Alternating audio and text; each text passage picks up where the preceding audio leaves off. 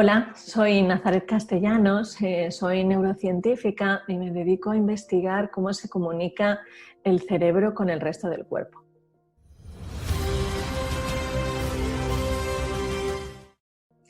Y hoy lo que quería compartir con vosotros son unos resultados que son relativamente recientes en el mundo de la neurociencia, y es la influencia que tiene la respiración sobre el cerebro.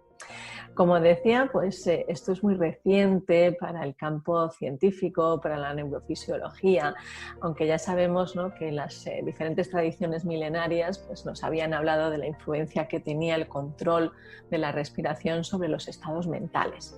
Y en particular, pues ya nos habían hablado de cómo pues, a través de diferentes técnicas para aprender a respirar de otra forma, diferentes patrones respiratorios, nos permitían llegar a estados atencionales diferentes. Lo que yo querría hoy es explicarlo desde el punto de vista científico. Como decía, se conoce muy poco y esto es realmente sorprendente cuando uno se pone a investigar qué es lo que se ha hecho experimentalmente en los laboratorios. La respiración ha pasado prácticamente desapercibida para el mundo de la neurociencia. Pero afortunadamente en la última década se está empezando a reconocer la increíble relevancia que tiene cómo respiramos para nuestro bienestar, para nuestra cognición, para las emociones, es decir, para todo lo que es la dinámica cerebral. Y es lo que quería compartir con vosotros. Aquí tenemos a nuestro cerebro, es más o menos así. Estas partes que vemos por fuera es lo que nosotros llamamos la corteza cerebral, con todas las circunvalaciones. La corteza cerebral, más o menos, nos imaginamos como una naranja que tiene una corteza que es relativamente finita, estrecha en comparación a todo el volumen de la naranja. Pues algo así sucede en nuestro cerebro. La corteza es la parte más superficial, pero es la que menos ocupa. Nuestro cerebro tiene muchas estructuras que nosotros llamamos profundas. Si abrimos nuestro cerebro, hiciéramos un corte por la mitad, podríamos ver los sistemas que llamamos subcorticales, es decir, que no son de la corteza. Encontramos, por ejemplo, las zonas más involucradas en la emoción, los hipocampos, las amígdalas, el tálamo, imprescindibles para la percepción.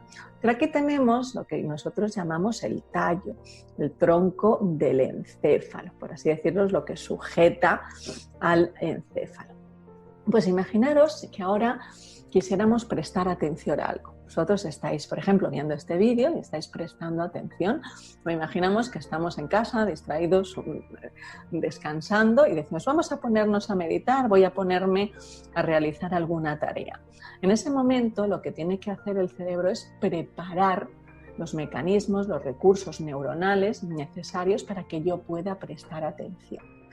Y aquí es clave una zona, un sistema de estructuras neuronales que está en la parte más profunda del cerebro, en el tronco, en el tallo del encéfalo. Aquí está lo que nosotros conocemos como los sistemas reticular ascendente. Son los sistemas que me van a permitir alternar mi atención, estar alerta, por ejemplo, son sistemas que son muy importantes en la transición entre la vigilia y el sueño, pero sobre todo son sistemas muy importantes para prestar atención, para mantener atención. Y lo curioso, y aquí es donde viene la conexión con la influencia de la respiración, es que ese sistema reticular ascendente que surge aquí está formado por diferentes núcleos. Uno de esos núcleos es el sistema noradrenalérgico. Pues allí hay una estructura muy importante para el cerebro, en partes así como muy profundas, que se llama el locus coeruleus. Ese es uno de los puntos más importantes para que surja todo ese sistema de activación que va pues despertando las áreas cerebrales más importantes que me van a permitir que yo preste atención a algo. Pues ese sistema, ese locus coeruleus, está muy influenciado por una estructura que se ha identificado también en humanos, que se llama el complejo Prebotzinger. Este complejo, se llama complejo porque está formado por una cantidad de neuronas de formas muy diversas, de muchísima heterogeneidad. Y es una de las partes más importantes del cerebro para la gestión, la coordinación y generación de la respiración. El complejo Prevotzinger es una suerte de chivato que le dice a nuestro cerebro cómo estamos respirando. Si estamos respirando por la nariz, si estamos respirando por la boca, si hacemos una pausa entre la inspiración y la expiración, le dice absolutamente todo. El complejo Prevotzinger.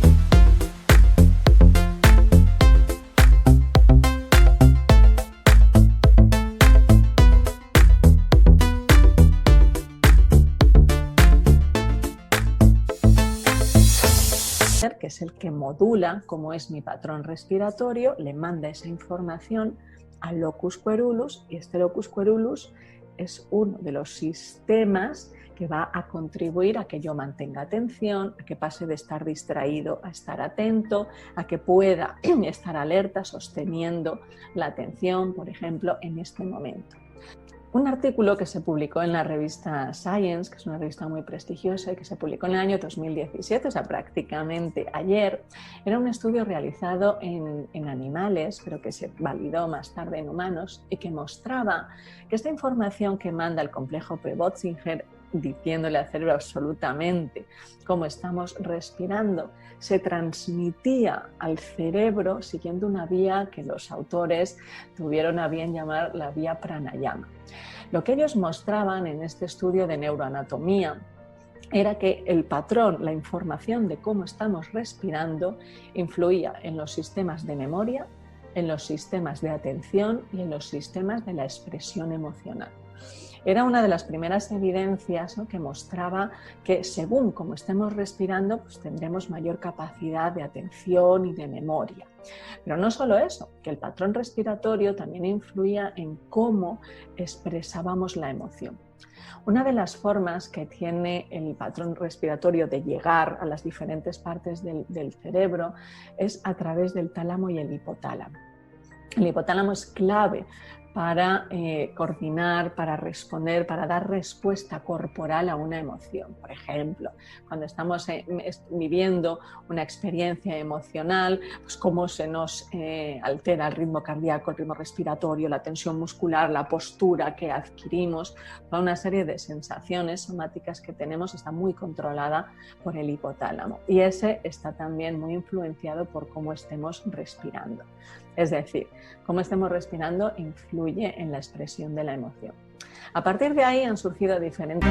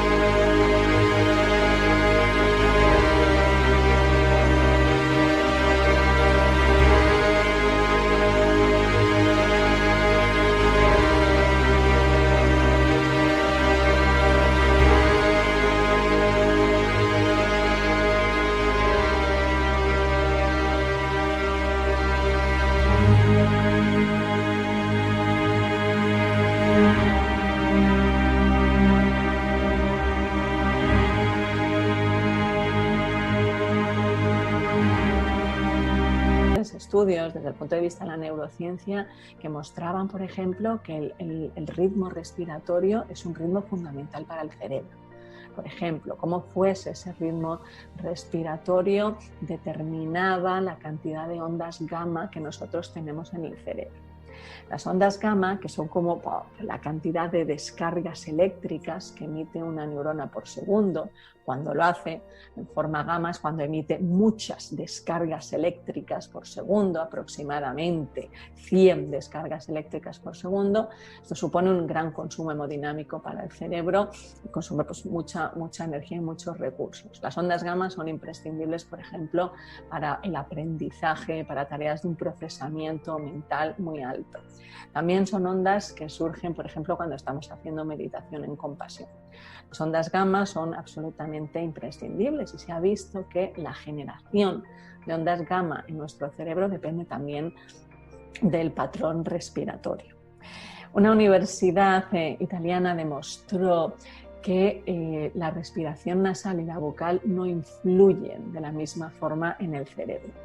Estos estudios hechos con técnicas de neuroimagen mostraban que cuando estamos inspirando por la nariz tenemos la capacidad de modular la actividad eléctrica de nuestras estructuras más involucradas en la emoción. Por ejemplo, el hipocampo, que es la parte más importante para la memoria, y la amígdala, que es la parte más importante para dar contenido emocional a lo que estemos viviendo. Cuando inspiramos por la nariz, podemos acceder a la actividad de las neuronas de esas partes. Sin embargo, lo que mostraban estos estudios de neuroimagen es que si respiramos por la boca no tenemos tal capacidad de influir en la dinámica cortical.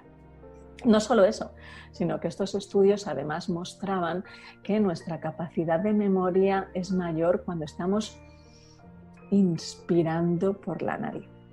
Estos estudios y otros que han ido apareciendo en los últimos 5 años apoyan la respiración nasal más que la bucal, sobre todo la parte de la inspiración.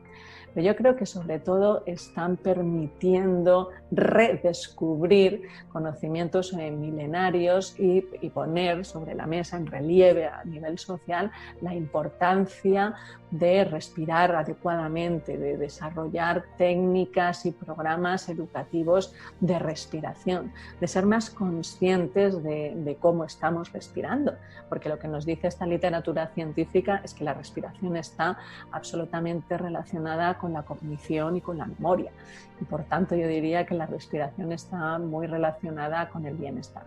Muchas gracias.